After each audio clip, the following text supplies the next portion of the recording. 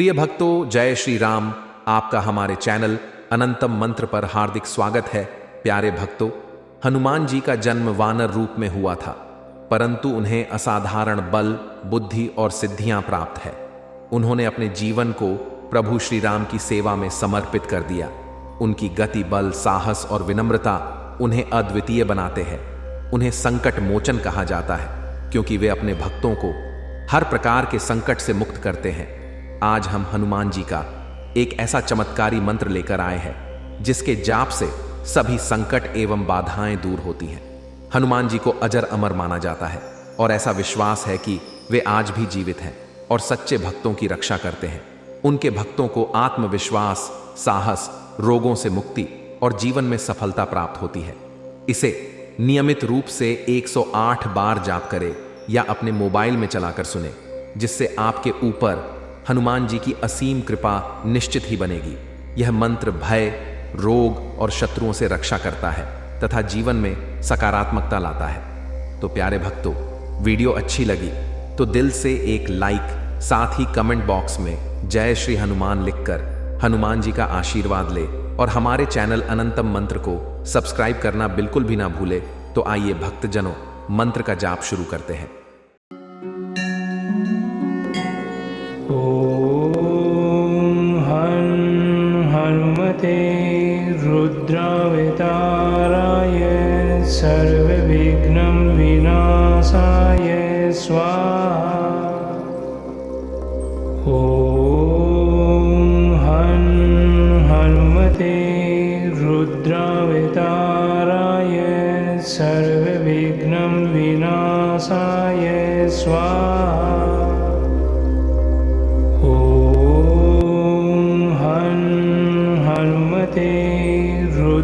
रुद्रावताराय सर्वविघ्नं विनाशाय स्वाहा।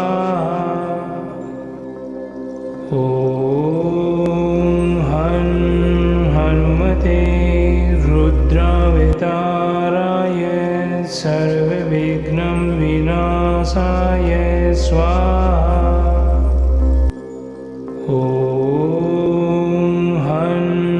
हनुमते रुद्रावताराय सर्वविघ्नं विनाशाय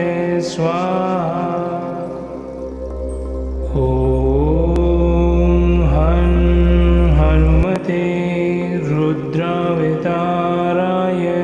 सर्वविघ्नं विनाशाय स्वाहा।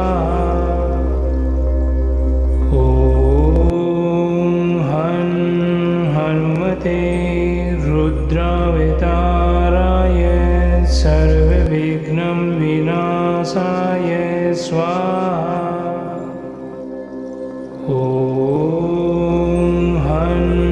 हनुमते रुद्रावताराय सर्वविघ्नं विनाशाय स्वाहा।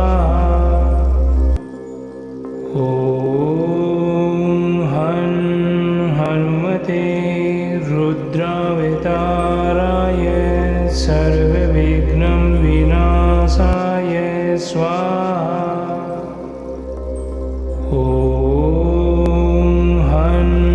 हनुमते रुद्रावताराय सर्वविघ्नं विनाशाय स्वाहा।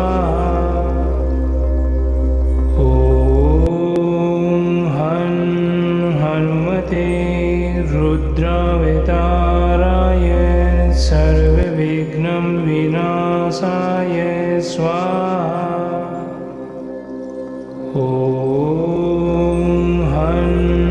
हनुमते रुद्रावताराय सर्वविघ्नं विनाशाय स्वाहा।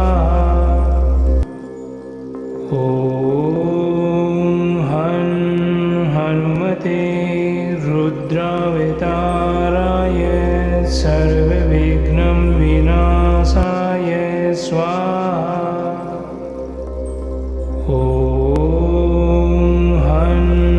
हनुमते रुद्रावताराय सर्वविघ्नं विनाशाय स्वाहा।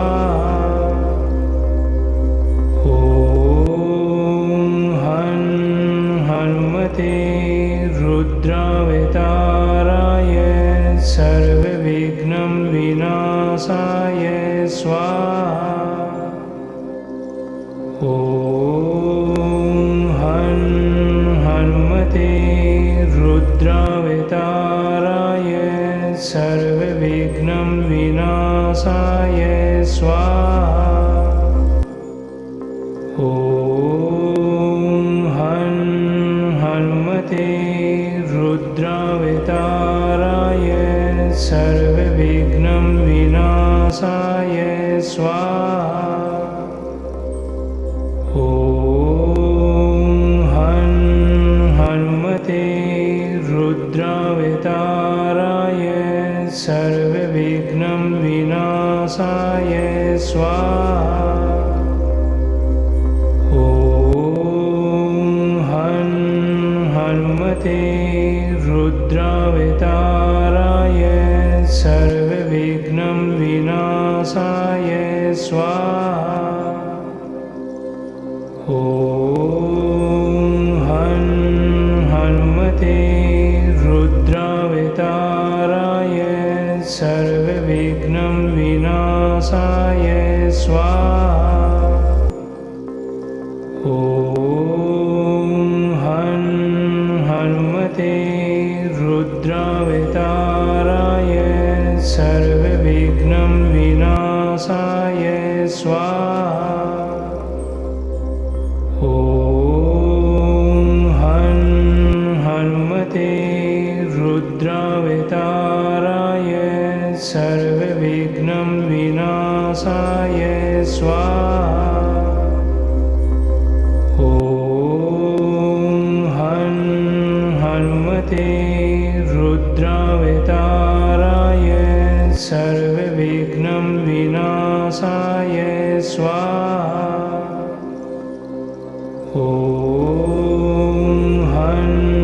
हनुमते रुद्रावताराय सर्वविघ्नं विनाशाय स्वाहा। ॐ हनुमते रुद्रावताराय सर्वविघ्नं विनाशाय स्वाहा। ॐ हनुमते रुद्रावताराय सर्वविघ्नं विनाशाय स्वाहा। ॐ हनुमते रुद्रावताराय सर्वविघ्नं विनाशाय स्वाहा। ॐ हनुमते रुद्रावताराय सर्वविघ्नं विनाशाय स्वाहा। ॐ हनुमते रुद्रावताराय सर्वविघ्नं विनाशाय स्वाहा।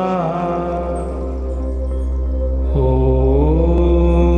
हनुमते रुद्रावताराय सर्वविघ्नं विनाशाय स्वाहा। ॐ हनुमते रुद्रावताराय सर्वविघ्नं विनाशाय स्वाहा। ॐ हनुमते रुद्रावताराय सर्वविघ्नं विनाशाय स्वाहा। ॐ हनुमते रुद्रावताराय सर्वविघ्नं विनाशाय स्वाहा। ॐ हनुमते रुद्रावताराय सर्वविघ्नं विनाशाय स्वाहा। ॐ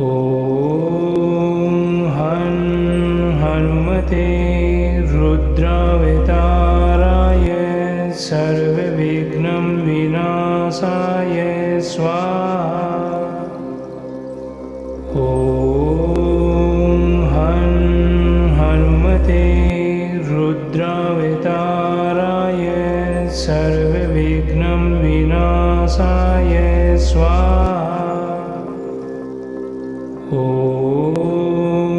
हं हनुमते रुद्रावताराय सर्वविघ्नं विनाशाय स्वाहा। ॐ हं हनुमते रुद्रावताराय सर्वविघ्नं विनाशाय स्वाहा। ॐ हं हनुमते रुद्रावताराय सर्वविघ्नं विनाशाय स्वाहा। ॐ हं हनुमते रुद्रावताराय सर्वविघ्नं विनाशाय स्वाहा। ॐ हं हनुमते रुद्रावताराय सर्वविघ्नं विनाशाय स्वाहा। ॐ हं हनुमते रुद्रावताराय सर्वविघ्नं विनाशाय स्वाहा। ॐ हं हनुमते रुद्रावताराय सर्वविघ्नं विनाशाय स्वाहा। ॐ हं हनुमते रुद्रावताराय सर्वविघ्नं विनाशाय स्वाहा। ॐ हं हनुमते रुद्रावताराय सर्वविघ्नं विनाशाय स्वाहा। ॐ हं हनुमते रुद्रावताराय सर्वविघ्नं विनाशाय स्वाहा। ॐ हं हनुमते रुद्रावताराय सर्वविघ्नं विनाशाय स्वाहा। ॐ हं हनुमते रुद्रावताराय सर्वविघ्नं विनाशाय स्वाहा। ॐ हं हनुमते रुद्रावताराय सर्वविघ्नं विनाशाय स्वाहा। ॐ हं हनुमते रुद्रावताराय सर्वविघ्नं विनाशाय स्वाहा। ॐ हं हनुमते रुद्रावताराय सर्वविघ्नं विनाशाय स्वाहा। ॐ हं हनुमते रुद्रावताराय सर्वविघ्नं विनाशाय स्वाहा। ॐ हं हनुमते रुद्रावताराय सर्वविघ्नं विनाशाय स्वाहा। ॐ हं हनुमते रुद्रावताराय सर्वविघ्नं विनाशाय स्वाहा। ॐ हं हनुमते रुद्रावताराय सर्वविघ्नं विनाशाय स्वाहा। ॐ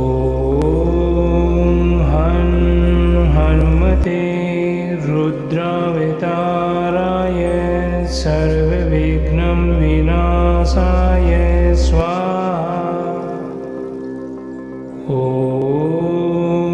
हं हनुमते रुद्रावताराय सर्वविघ्नं विनाशाय स्वाहा। ॐ हं हनुमते रुद्रावताराय सर्वविघ्नं विनाशाय स्वाहा। ॐ हं हनुमते रुद्रावताराय सर्वविघ्नं विनाशाय स्वाहा।